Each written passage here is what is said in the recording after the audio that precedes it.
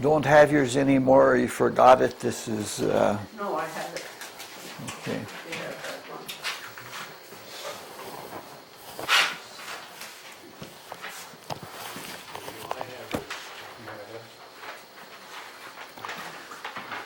Paul will probably want one when he comes in.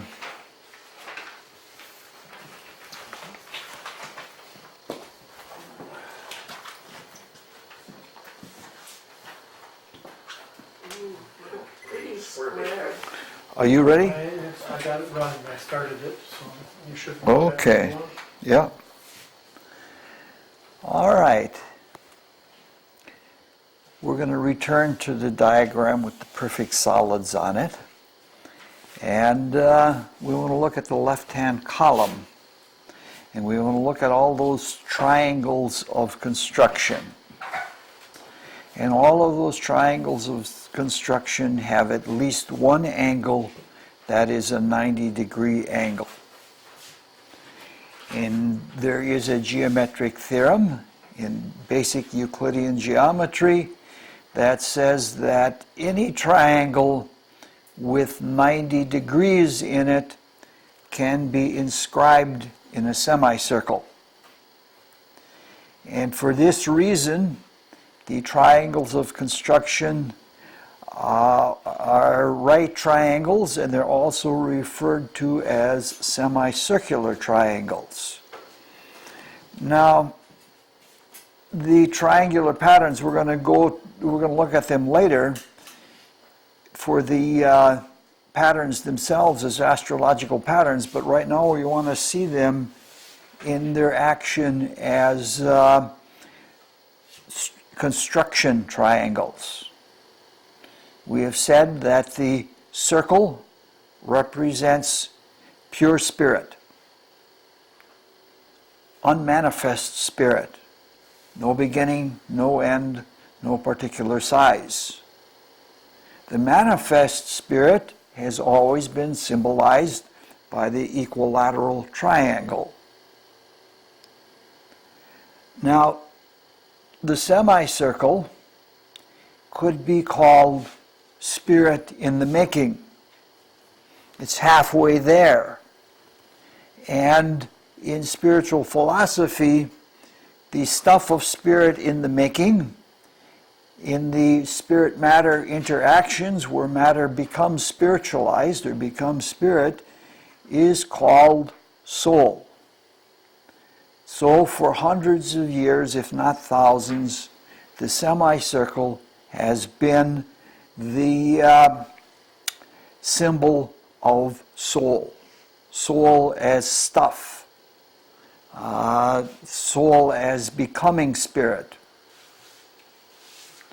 So, when we're talking about construction with right triangles, we're talking about the building of soul matter, but we're also talking about the kind of soulful experiences that are involved in that.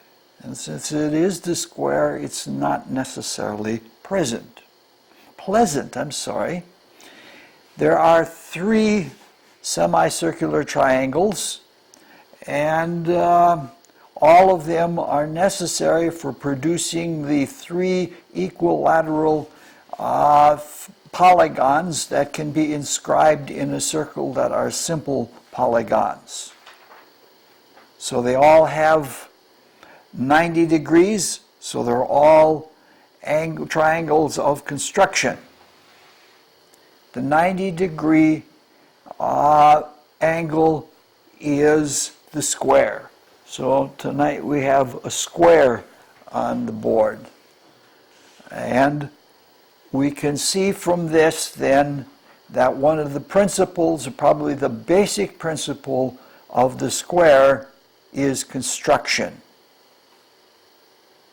Now the handout sheet shows you the isosceles right triangle, the 30, 60, 90 triangle, and the 1, 2 square root of 5 triangle. The 30, 60, 90 triangle produces the equilateral triangle, the perfect triangle. The 1, 2 square root of the 5 produces the implicitly, or I should say not implicitly, but not obviously, is necessary to produce the pentagon, the equilateral regular pentagon. And the 1 square root of 2, which is the isosceles right triangle, is what is necessary to produce a square. And the production of those things is shown in the second column on the handout sheet. Now, these are the only 3 regular equilateral polyhedra that can be inscribed in a circle. These, the polygons, and these polygons produce the 5 geometric solids, the 5 polyhedra, which are the only ones that are possible in 3 dimensions. And the mystics have claimed for many, many years, going all the way back to Plato and the Platonists, that they underlie everything in the cosmos. That the 5 regular polyhedra, which are even called Platonic solids, underlie everything in the manifest cosmos. For Plato, there were even 5 basic genera of being. He logically tried to describe all the origin of everything, and he based it on 5 logical principles. And I don't know whether he was close or not. So it's easy to see how the square is pervasive in everything in the construction of the universe. Everything from structure, physical structure, all the way to the consciousness wherewith we understand that structure.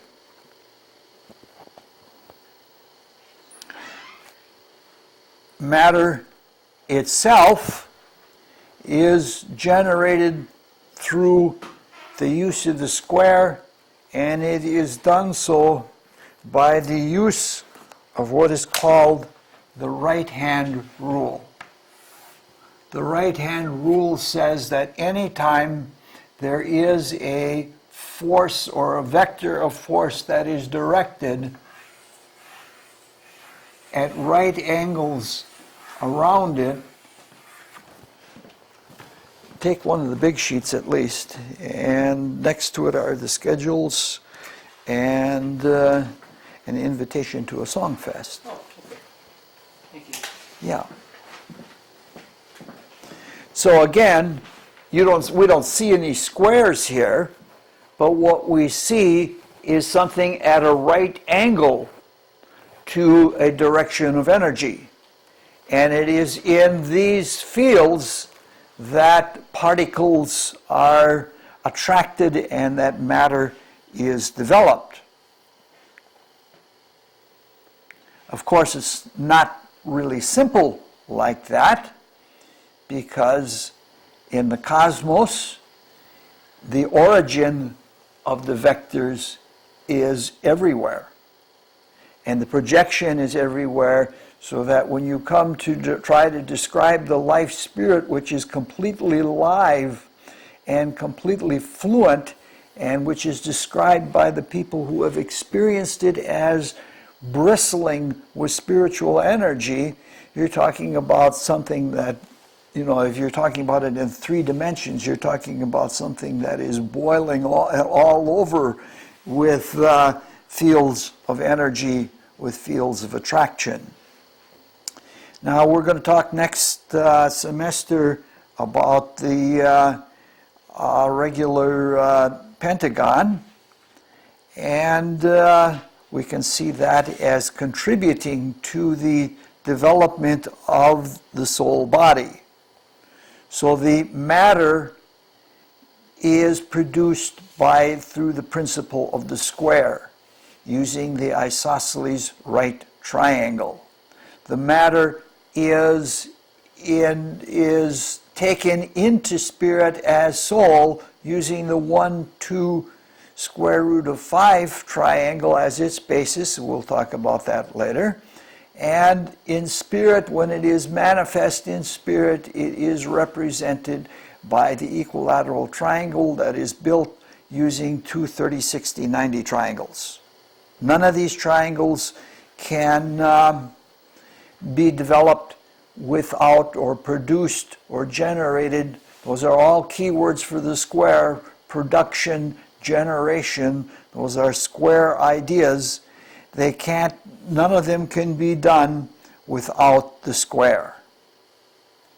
Even when something has been built, or we are building as we are now, everything gets tested by the square.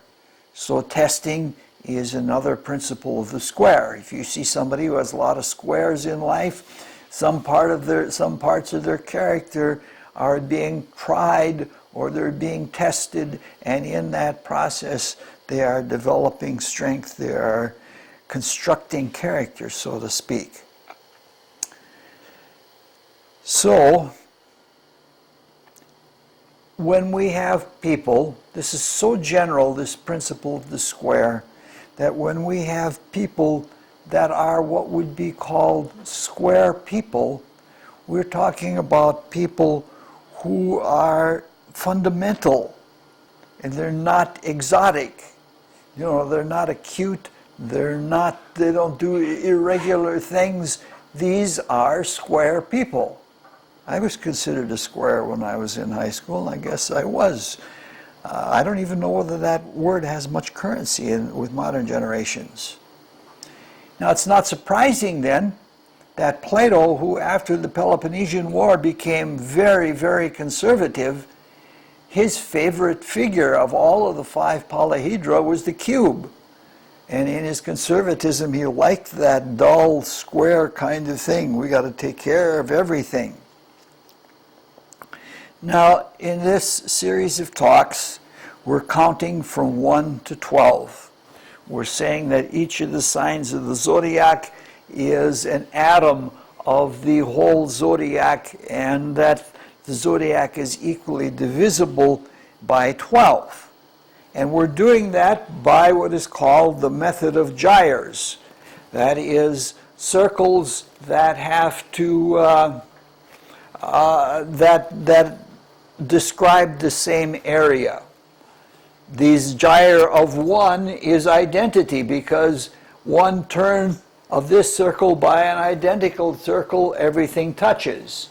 This is the gyre of 2, which means it has to go twice in rotation in order to cover the whole area. This is the gyre of 3, and now finally we are down at the gyre of 4, and we can see that that has to rotate or gyrate 4 times in order for it to produce the basic large circle that we began with. Now, it's really an optical illusion. It seems as if that little gyre would have to go around more than 4 times in order to make the circle. But if you want to break up the optical illusion, take the point where they're contiguous and then go opposite to the diameter, and then just unfold it. And you unfold it and it comes down to about here. And when you unfold up here, it comes to about here. And then look at those, and those are the spots where the square is on the circle. So it's an illusion that we think something is is different than what it really is. Now, when we started all of this, we said that the gyre of 1 was itself, and that for that reason, 1 and the conjunction represented identity, because they were identical circles that touched at every point. You don't know whether there's 1 there or 3 or an infinite number, because they're all on top of each other because they are identical.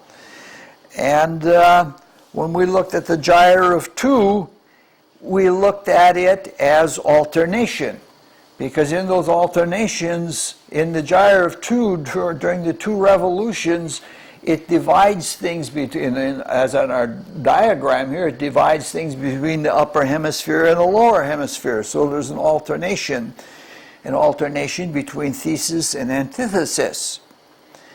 With the 3, we said that represented the simplest form of objectification, because the conjunction and the opposition are a point and a line. And there's no object there, because the line could carry on forever, and the point, you don't know where it is without another point to indicate.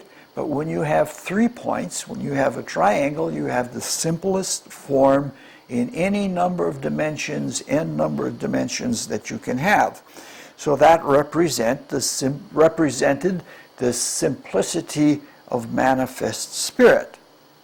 Now, Scripture says something to the effect of the ways of God are strange to the ways of men, or the ways of the Spirit are different from the ways of man. And in mysticism, we have learned that we as human beings, our human beings here on earth, have fallen into matter and materialism, believing that matter is the origin of everything. And this fall into matter, in which we have been blinded from spiritual knowing, which we used to know. Scripture also tells us we used to see right to the very Godhead itself before we fell. But our consciousness has become blunted. So since we're talking about the generation of matter and generation in matter, that is another excellent keyword for the square. It is a blunting type of quality. If you look at the triangle, which we had up here recently, it had very acute angles when you looked at it as a figure, sharp.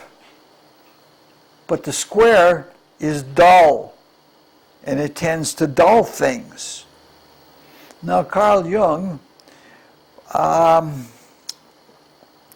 saw everything. He said that there's an equal basis for seeing the universe in terms of spirit or in terms of matter. It doesn't make any difference. One is equal to the other. But since he wanted to found his psychology in material science, he had an extreme bias about matter. He was basically, even though he talks about spirit and things like that, all of his actions, he did everything he could to chop mysticism down, and went out of his way in some cases. And he is big on material proof.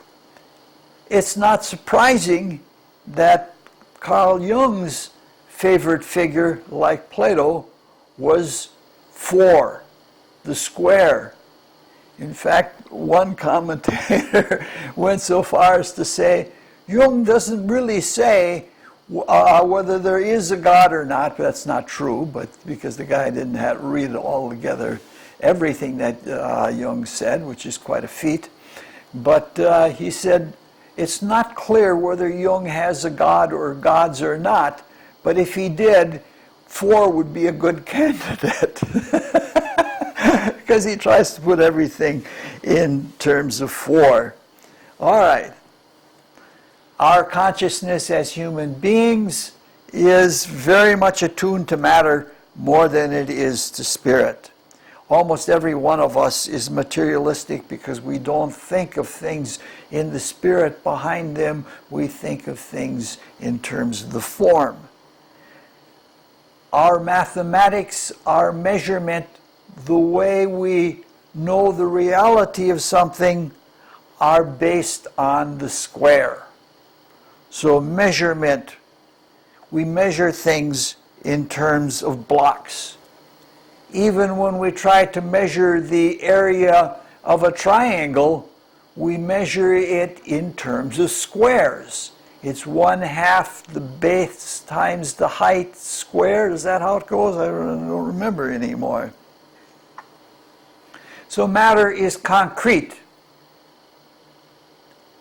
An opposition You never know for certain. It wavers back and forth, and since you don't know exactly where a point is, it's not certain. But the square is concrete in a very sensible way. So the concrete world and the whole process of concretion, those are also good keywords for looking at the square. In our solar cosmos, mystics say that we have 4 worlds or 4 realms in which we do most of our evolution.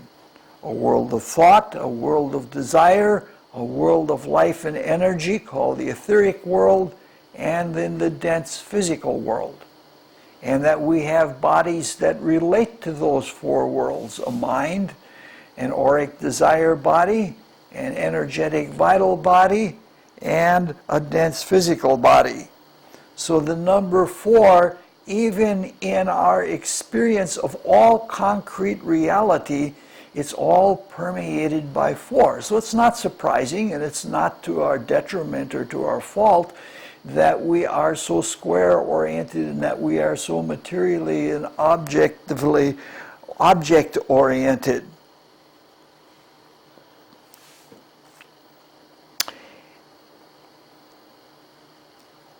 With our materialism, we not only want to measure all things, we want to own all things. And the way we own things is by containing them. The square is a principle of containment. How, when people want to be thought of as free spirits, they say, don't put me in a box. So boxing and containment are good keywords for the square. Even boxing in terms of pugilism, which is the fighting ring is called the squared circle, because it is in that square that things are proved out and not in a circle. If we do try to contain something and contain it exclusively, what do we say? We try to corner the market. So cornering is a concept of the square. So the square building process is built right into our culture. We have 4 winds, we have 4 beasts, we have 4 angels. Our favorite time for most music is 4/4, and great pieces of music are most often broken up into 4 movements. And we have natural quartering. Quartering is another good keyword for the square, because of the angle of the earth and the rotation, the revolution of the earth around the sun. The year is divided into the halves when the days are getting longer and getting shorter, and in the other direction when the days are longer than the nights, or when the nights are longer than the days. There literally are 4 corners to the annual cycle. And these are, even the day that we see when we look at the sun. If we drop a plumb bob or have a right pole, and that pole has to be at right angles or it doesn't stand. All of our buildings have to be at right angles or they don't stand. It's all the principle of the square. But if we drop a plumb bob or something like that, you can divide the day into the half where things are invisible, and the half where the sun is there, and when the shadow is on one side, that's 1/4, and when it's on the other side, it's another quarter. When it's getting lighter, it's a 3rd quarter, and when it's getting darker, it's another. So you can see it makes sense to us that the way we think is all in terms of the square. So you might say, in terms of destiny, when we in spirit are trying to teach ourselves a lesson that is an unavoidable lesson, that is, indubitable, we're put into a square situation. And that's what's involved with the use of the square.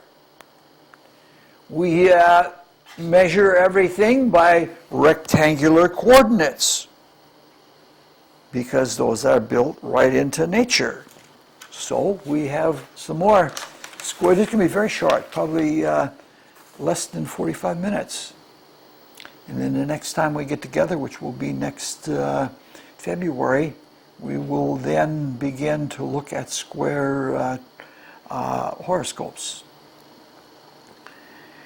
The determination or the measurement in character is in matters of moral rectitude. And there comes the right hand again. Rectitude means of the right. And justice. Rectitude and justice are both squares. The altar of Zeus and the altar of Jehovah as gods of justice was always cubical. In ancient times, when a king was also a judge at the same time that he was a king, the hall of judgment was always a cube. It's sort of like in that atmosphere there is a sense of justice. And in justice, we seek not fairness, we seek what is right. And there, the square comes up again. The right angle. Now, when something is an outside observer, when it can see things most clearly, if you have any line, and from an outside point, the closest you can get to understanding it is at right angles. And that right angle is called a normal. So the whole concept of a norm, and again, every man down to earth in a normal, common way, is indicated by the square. When we try to assert justice, we say we try to put things aright. And the process itself is called justification.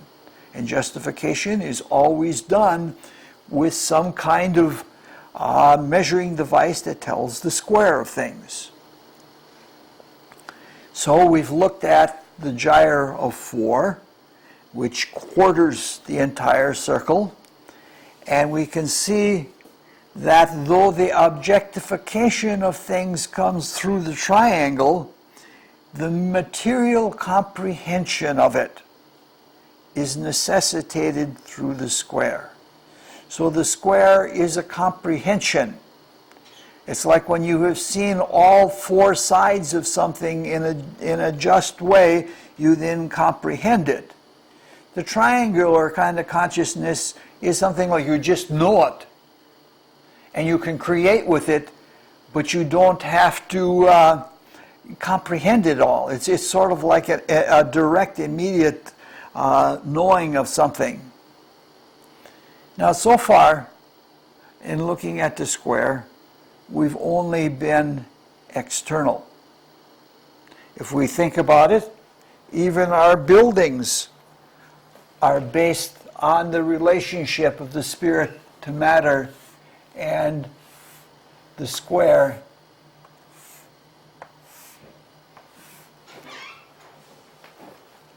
and the triangle. Boy, you just made it. We're almost done. And the square part is the part that is containing. Again, we have that same containment. When you walk into a wall, it's confrontational, it's obvious.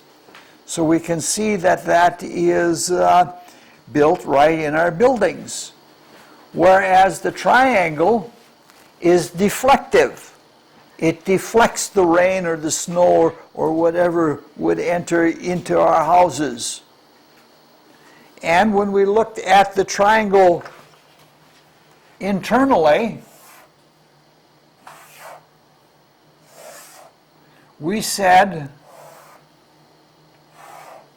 that it was deflective internally as well as externally. Externally it looks sharp, but internally it looks deflected. Anything coming toward the center is going to be deflected outward. But if we look at the square internally, we see something else. We see the cross. So we can see then that the internal experience of the square is more combative.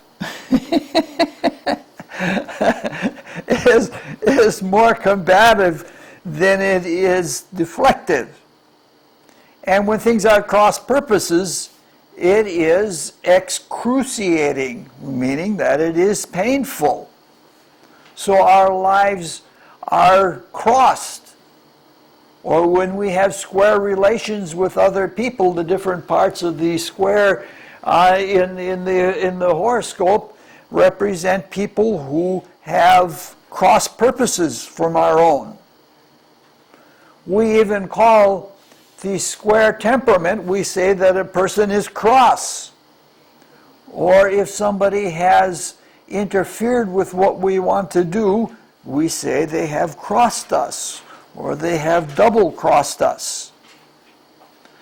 When we looked at the number 1, when there was only 1 point on the whole circle, if that circle revolved, it was eccentric.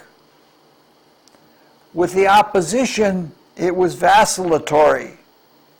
But the square is constant. So this is another key word for the square, is constancy. If you have something like a tug of war, and I've actually seen this at big family picnics where they have a tug of war, some wise guy will take and pull the rope around a tree, and then they can't help but to win then because they have that kind of advantage. And that because it's not a matter of pulling back and forth in a tug of war, because when you're at right angles, you have a constant source there that the other person can't sustain. Your muscles can't hang on forever and ever. And when you're up against the constant, they're going to let go. And when they let go, then the other team will be able to pull it. It's just that easy. So, by being constant, this is the character of the square. Like with if you want to have opposition consciousness, you can't tell whether you're coming or going, because one time it's one way, one time it's another way. And if you're focused on a point, you may be able to stay in focus, you may not be able to stay in focus, but a square is something that's going to be with you all the time. And because of that, a person becomes inured to it. And when they become inured to it, they get toughened, which is a different kind of building. And so very often, personalities that have many squares are not only dull and blunt, but they are often staid. That's if they live long enough to go through that. Now, from the time of Buddha on, right thinking has always been important to spiritual development. And these crosses that produce more isosceles right triangles and new squares, ever smaller or ever larger, depending on which way you go with it, those represent forms of logic.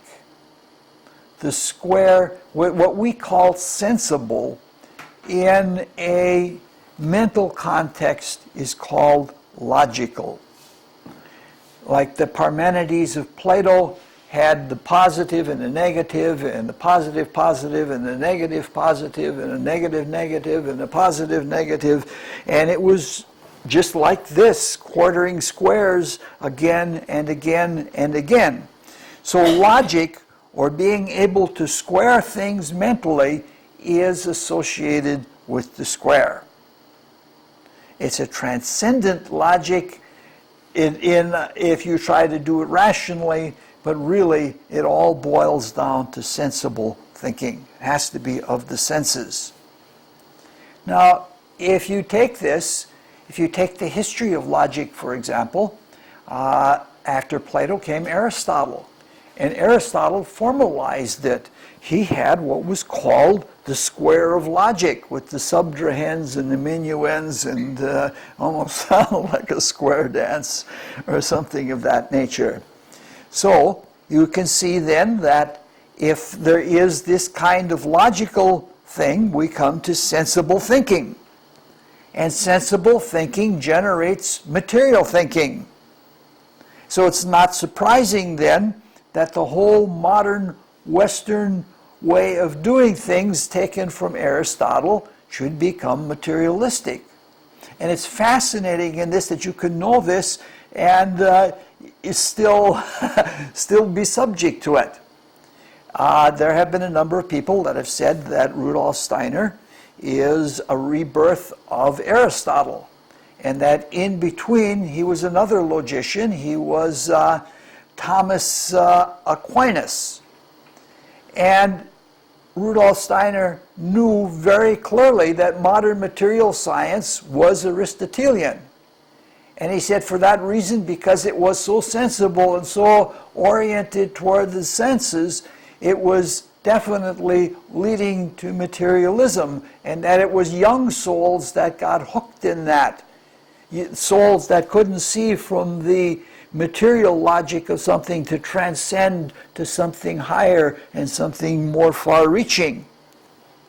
It's also interesting to note that Rudolf Steiner brought Aristotelian thinking into mysticism, and he had a hard time freeing himself from that and trying to be completely spiritual, though he is probably one of the more spiritual people you're ever going to run into. So you find people who are square people and people who are triangular people. Descartes was a square person. The person who followed after Descartes, Newton, was also a square person. So that if you take the integral calculus and you try to measure the area under any curve or within any curve, you measure it in the number of squares. Other people have been triangular. Robertus Flustus, for example, was a triangular person. Robert Fludd, the great alchemist. Myself, I tend to be more of a triangular person than a square person. In fact, that's maybe why I walk into so many walls. In the last analysis, we can't blame Steiner or Aristotle or any other person for our material bent. It must have been condoned, or it would not have been allowed to enter into culture in the strong way that it was. Otherwise, the angels of destiny wouldn't have allowed it. Now, just a few minutes ago, we mentioned that constants and constancies were characteristics of the square. And we've been talking all night and saying that the square is behind building and construction. It is that way in the simplest way possible. It represents blocks. When we build a building, the inhibitive part of the building is the walls. And you walk into a block wall. And so there is a character of the square that in working with matter, the spiritual purpose is to wake up the spirit that lies dormant within that matter. But in working with that, it's working with something, the constancy of something that is inert. So if a person has the consciousness of inertia or is inert in their very nature, you're talking about the square. This is again that principle of someone becoming immured in something. Earlier we talked about the right-hand rule of a field forming around any vector that is projected through space. And when this occurs and there is a sustained projection, no matter how many, it's sustained by will, which is a masculine force, and the field that surrounds the will is considered a feminine force, and the particles are associated with the third part of the Trinity, the individual. And we're talking about here that all of this is held into being by the will of the first principle that projects the vector in the first place. So what we're talking about in terms of the basis of the cosmos itself, that what is built and the way it is built is a matter of will. So the square is intimately tied up with assertions of will. And it's associated with moral building or character building or spirit, soul building into spirit. All of those are functions of the square in the cosmos. In the physical world, the inert inhibitive quality of the square is found in friction. Again, we have that right angle when you're in the tug of war and you take that right angle around the tree. It's the friction that works in your favor. Also, the square is a matter of resistance. If you have an opposition, you may have an opponent, and you go back and forth with that opponent. But if you have a square that's coming out, so to speak, from the blind side, there is a resistance that you don't see. And there's a resistance that's ever permanent. It's the resistance that, we could fly if it weren't for the resistance of gravity. And it's because of gravity that everything has to be built at right angles or it's going to fall over. You get a little bit off, by the time you get a wall 20 feet up and you're off a little bit, you've got a wall that's quite subject to gravity. In the spiritual worlds, the friction or the resistance is a matter of self-generation. The square is a matter of self-generation. The opposition, you're always blaming somebody else. And with the conjunction, you're too fixated to even have a view of anything. But with the square, you generate your own resistance. We've said that containment or boxing are matters of the square. And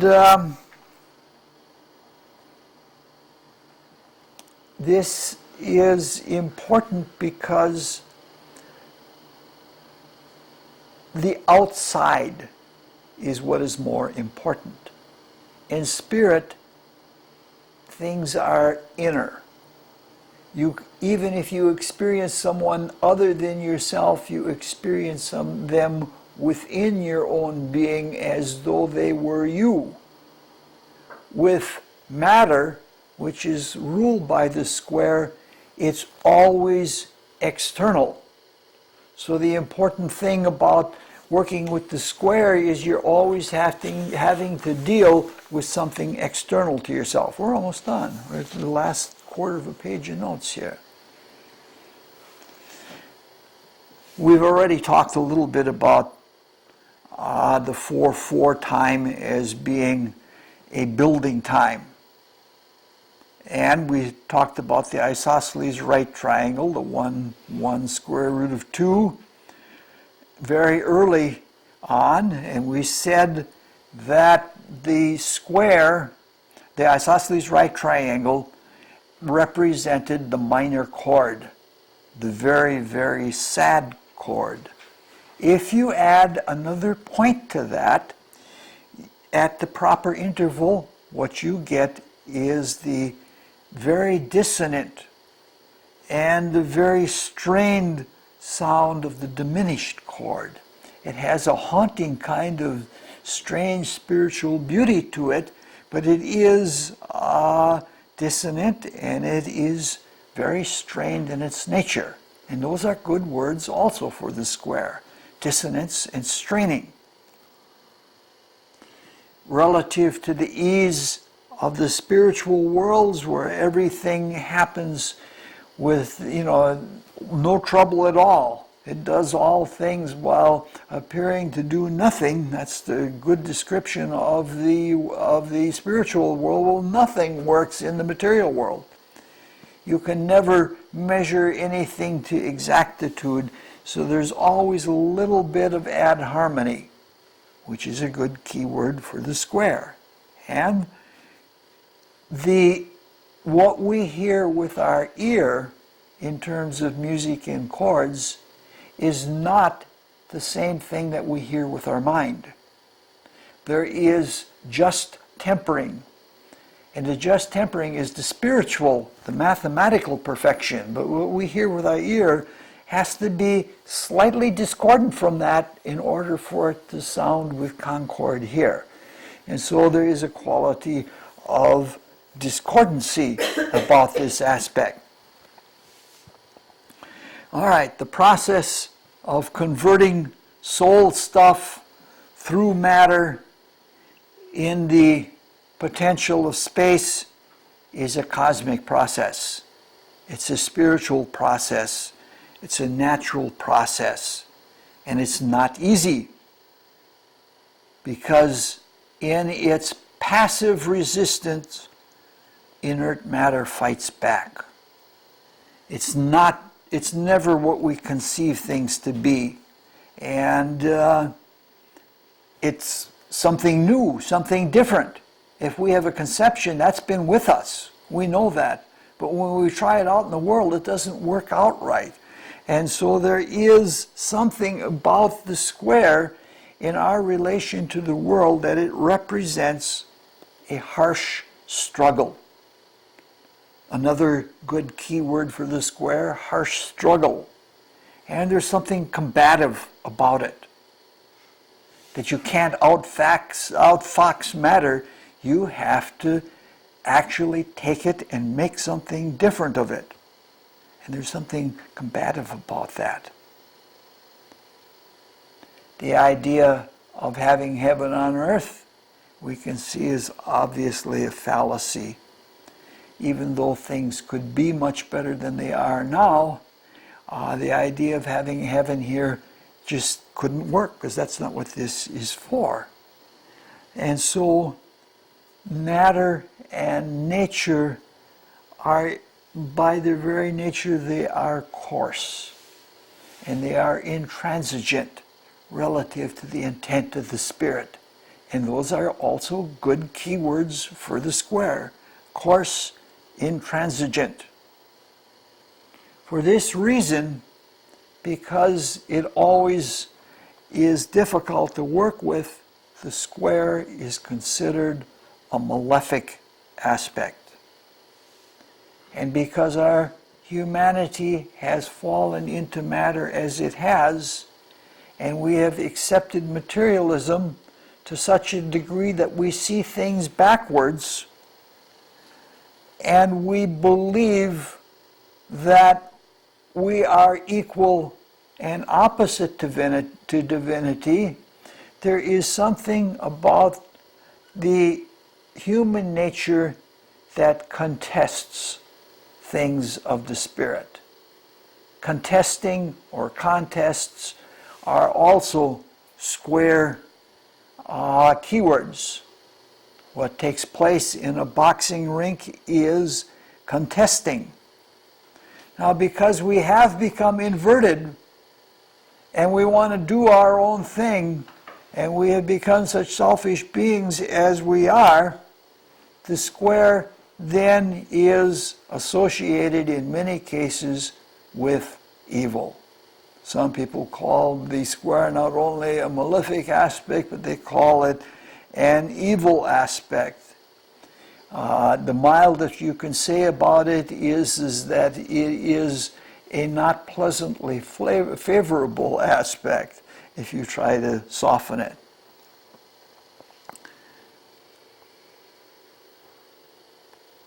That's just an afterthought in my notes here. We talked about the day being based on the square by the nature of shadows and the coordinates of the day, and the year being based on the square with the solstices and equinoxes. This squaring principle, this material sensible principle, has become so much part of us that this is the way we conceive of space.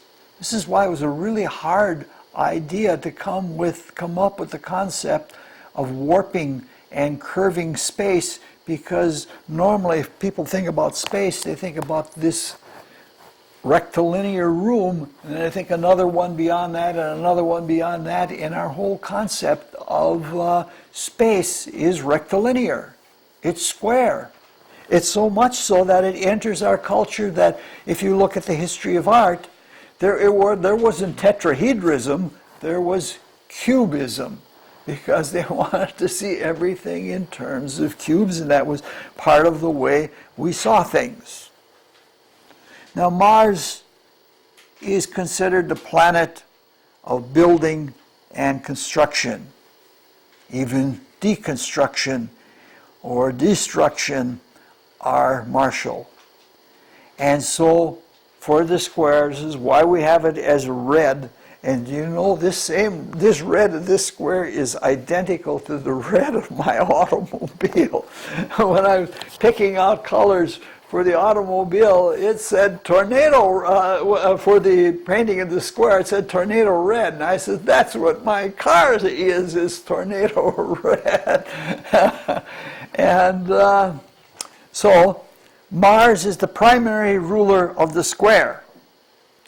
Saturn rules dense matter and the crystals that are the basis of the solid state.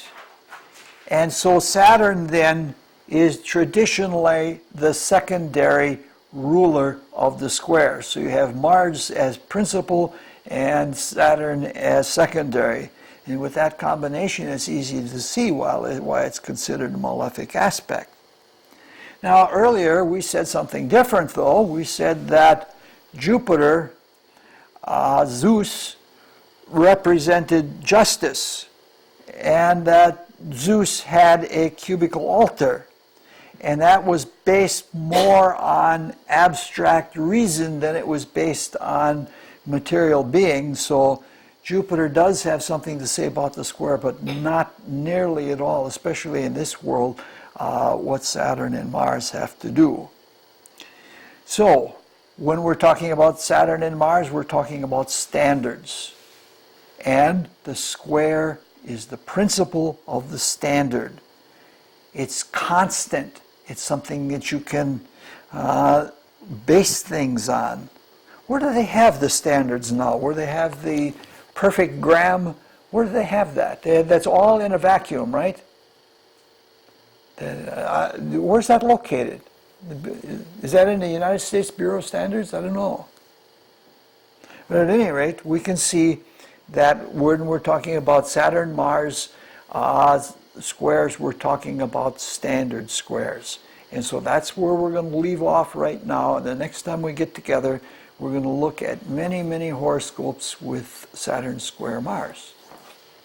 And if you have a chance, please come to the Songfest on Sunday, on the 19th.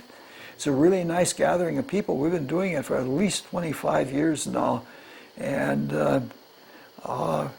it's one of the best days of the year. Question. Yes. Did I hear you right when you started that page that you said you got the square and you add another point to it? And then you said it becomes discordant or something like that? It was very close to the top of the last page. That was a triangle. Well, No, I was talking about the chord. Yeah, you were talking Yeah, about. if you take the minor chord and you add another note at an interval, you get the diminished chord. And the diminished chord has a very eerie, sad sounding, it's an otherworldly kind of sadness. It's not like the blues. The blues are based more on minors and intervals off of minors that are not the I don't know enough music that I could walk over to the piano and play you a diminished. Anybody know that much music? I think it's the flat third and the sharp fifth makes a diminished chord. Okay, That's what I remember. okay. Any questions? More? No, thank you very much.